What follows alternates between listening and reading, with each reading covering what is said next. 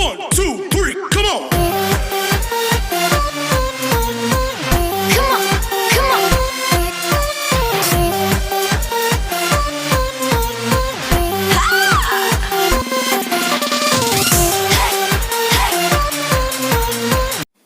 Assalamualaikum warahmatullahi wabarakatuh.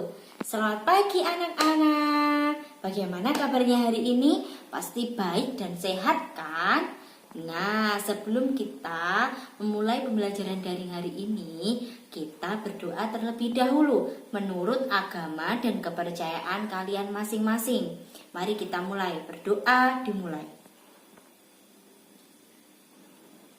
Berdoa selesai. Nah, selanjutnya kita akan memulai pembelajaran daring hari ini. Kalian persiapkan terlebih dahulu alat tulis dan buku tema kalian. Tema 6, subtema 1, pembelajaran 1, kelas 4 ya. Pada tema 6 ini kita akan pelajari pada subtema 1, yaitu aku dan cita-citaku. Cita-cita, apa itu cita-cita ya? Cita-cita. Cita-cita itu adalah impian semua orang atau setiap orang untuk masa depannya.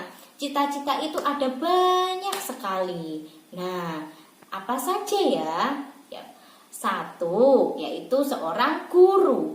Guru itu tugasnya apa ya? Mengajar siswa di sekolah. Yang kedua itu ada dokter. Dokter itu tugasnya apa ya? Membantu menyembuhkan orang sakit. Yang ketiga itu ada pilot. Pilot tugasnya apa ya? Mengendarai atau mengoperasikan pesawat terbang. Yang keempat itu ada arsitek. Arsitek tugasnya apa ya?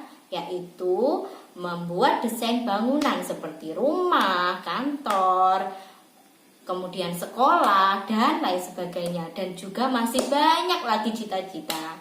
Nah, kali ini kita akan belajar yaitu bahasa Indonesia. Bahasa Indonesia kali ini kita akan belajar tentang puisi. Bagaimana ciri-ciri puisi tersebut. Nah, untuk lebih jelasnya kalian buka buku tema kalian halaman 4. Di situ terdapat puisi Cita-citaku yang menceritakan tentang cita-cita seorang guru. Kita akan baca bersama-sama tentang puisi tersebut dan mengidentifikasi bagaimana sih ciri-ciri puisi tersebut. Kita baca bersama-sama ya. Cita-citaku. Anganku melayang ke masa depan. Aku ingin menjadi seorang guru. Guru adalah pejuang ilmu di garis depan. Guru tanpa pamrih berbagi ilmu. Aku akan berusaha mencapai cita-cita. Takkan lelah aku mencari ilmu. Takkan aku berpangku tangan saja demi tercapainya cita-cita. Nah, sekarang kita akan mengidentifikasi ciri-cirinya. Bagaimana sih ciri-ciri puisi tersebut? Yang pertama, puisi tersebut terdiri dari beberapa bait. Bait itu, ini yang sudah Bu Guru garis tanda merah. Ini dinyatakan dalam satu bait. Berarti puisi Cita-citaku terdapat 2 bait. Kemudian yang kedua itu baris. Baris itu terdapat dalam bait. Satu bait di puisi Cita-citaku terdapat 4 baris, yaitu 1, 2, 3, dan 4. Kemudian akhiran dari baris tersebut ada yang bersajak A, B, A, B dalam aturan. Dalam puisi ini yang bait pertama terdapat sajak N, U, N, U. Nah, sudah jelas kan untuk puisinya? Nah, setelah ini Bu Guru meminta kalian untuk mengerjakan tugas. Tugasnya apa ya? Tugasnya itu membuat puisi tentang cita-cita kalian masing-masing. Nah, kalian membuat puisi tersebut ditulis di dalam buku tulis tema dan nanti difoto untuk dikirimkan ke grup WhatsApp agar Bu Guru bisa mengoreksi hasil tugas kalian. kalian minta bantuan orang tua kalian ya. Nah, kemudian yang kedua kita akan belajar tentang mata pelajaran IPA. Kali ini kita akan mempelajari tentang siklus hidup makhluk hidup, tepatnya siklus hidup pada hewan. Nah, siklus hidup pada hewan itu ada dua. Yang pertama itu siklus hidup hewan yang bermetamorfosis sempurna. Contohnya seperti kupu-kupu, katak, dan lain-lain. Metamorfosis sempurna itu dalam siklusnya hewan tersebut terdapat perubahan bentuk pada tubuh hewan tersebut. Nah, yang kedua itu ada metamorfosis tidak sempurna. Metamorfosis tidak sempurna itu terdapat pada belalang, kemudian jangkrik, dan lain sebagainya. Metamorfosis tidak sempurna itu dalam bentuk tubuh hewan tidak mengalami perubahan yang sangat drastis atau perubahan bentuknya itu tidak terlihat dan terdapat berbagai macam siklus hidup hewan lainnya. Kali ini Bu Guru akan menunjukkan siklus hidup hewan. Yang pertama adalah siklus hidup hewan katak. Nah, sekarang Bu Guru akan menjelaskan siklus hidup hewan katak itu dimulai dari mana ya? Katak ini termasuk siklus hidup hewan yang metamorfosis sempurna.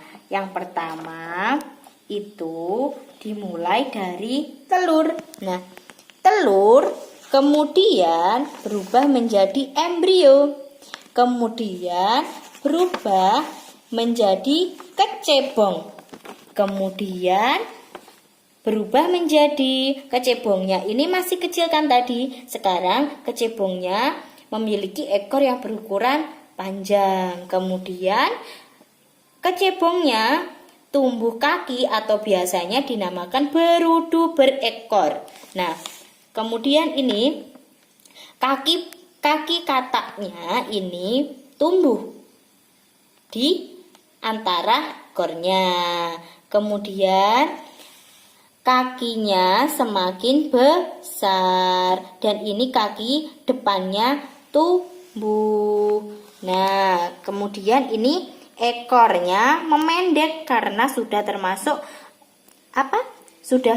memasuki katak muda dan ini kemudian memasuki fase katak muda, akhirnya ke katak dewasa dan sampai seterusnya.